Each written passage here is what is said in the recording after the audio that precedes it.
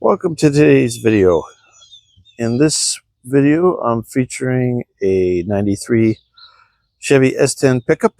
This one happens to have the 4.3, the automatic, known to me as the baby. It is an everyday driven, summer only vehicle. And I went to use it the other day and found my dash lights, even though it's daytime, they're not working.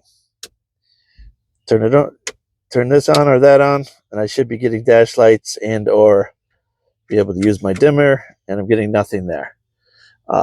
So let's diagnose and see what's going on here. What I started with is the service manual. Now this manual goes way beyond Chilton's and Haynes.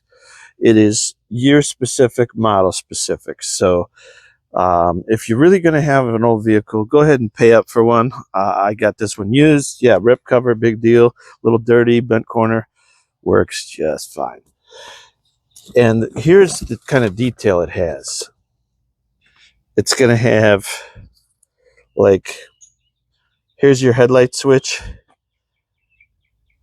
wire colors, how many are coming out, what they do,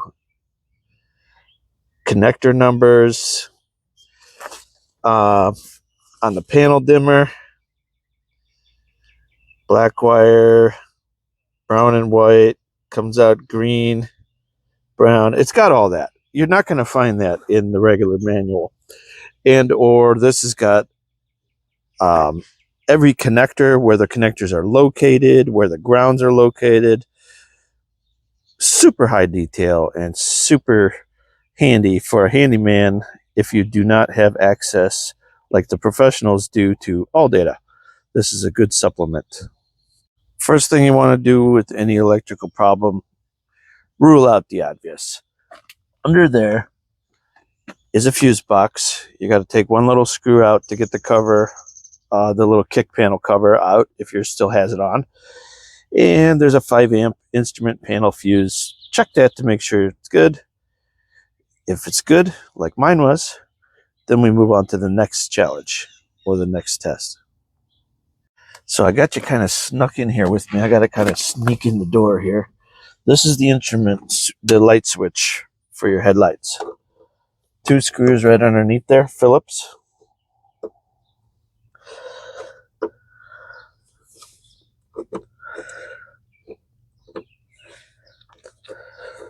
Turns out it's much easier to find screws if you actually look instead of just try to feel for them. We'll get there.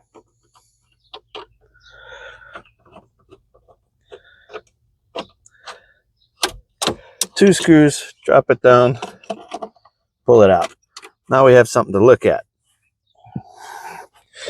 Now, through looking at my book, I know the wire I'm after is the brown one. Let's see if we have power going to the switch. So you want to find a good ground somewhere on the vehicle.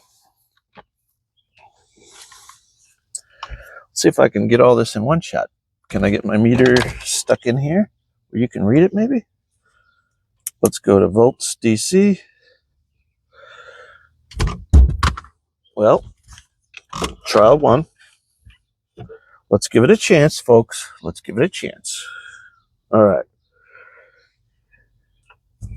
So right now, I'm going to put it in the brown, and I'm going for my ground. I have nothing. I should have nothing. That's correct. Let's give it another chance.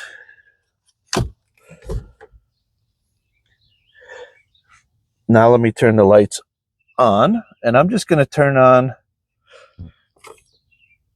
just so you can see what I'm doing, turning on just the parking lights just so I don't wear down the battery.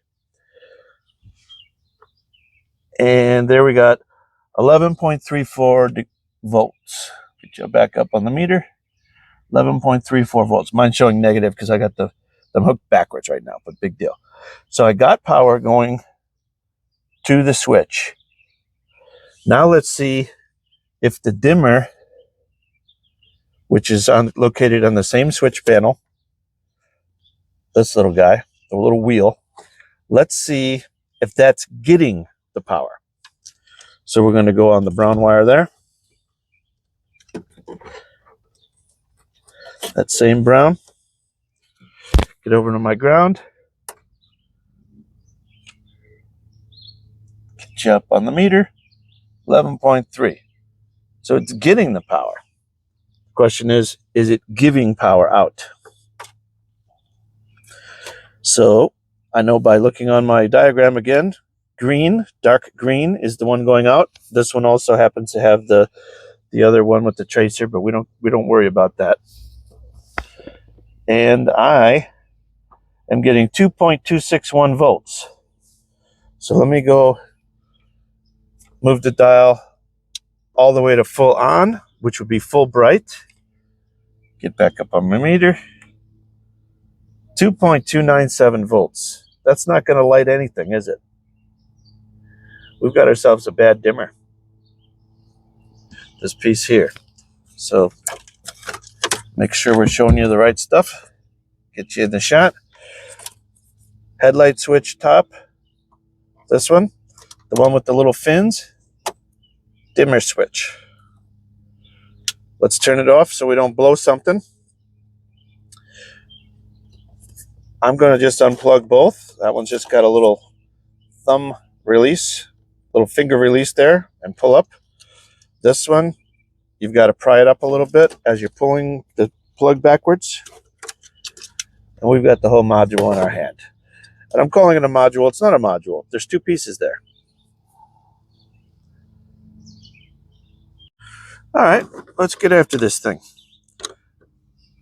This is not like a modern vehicle, these old Chevys, where you just replace, a whole thing or throw everything out and put a whole new one.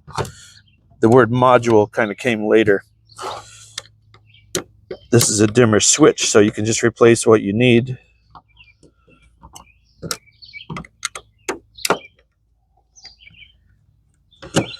And not everything, even if it wasn't needed.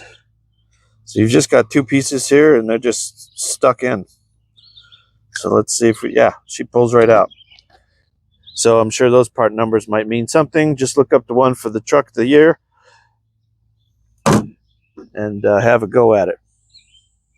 I happen to have sourced a used part. Used part, assembled in Mexico. Funny, that one still works. Put that in on a little angle because the little tangs have to fit in there. Easy. Screw it all back together. Let's get ready to reinstall. I now have the refreshed piece in our hands with the replaced and working, hopefully, dimmer off the used vehicle.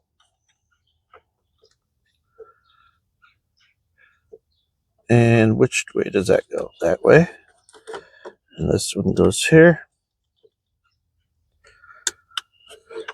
Let's verify our repair.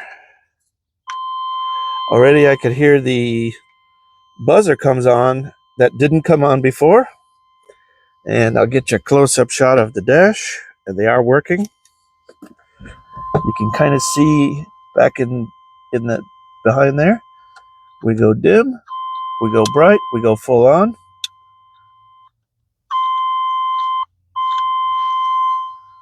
That's a good repair. Let's just check the voltage just to show you what we should be getting, just in case somebody's having trouble diagnosing theirs. All right, should have everything in the shot there for you to see as we go. And let's see how much voltage that thing should be putting out if working properly and lighting the dash. I got it all the way to bright, and we're getting 10.7 volts. And my truck's off right now, so the battery is lower than it should be. So you should probably get about 11 or 12 volts. And then let me just dim it and see how low it'll go. 10.7 at full. All the way low, 2.3 approximately. As you can see, mine's going down because my battery is running down because I have the lights on without the vehicle being running. But 2.2 volts on the low end. So most likely the other one was just plain broken, giving us that 2 or 3 volts it was giving us. So again, I'm going to ramp it up. Oh, I had a bad connection there.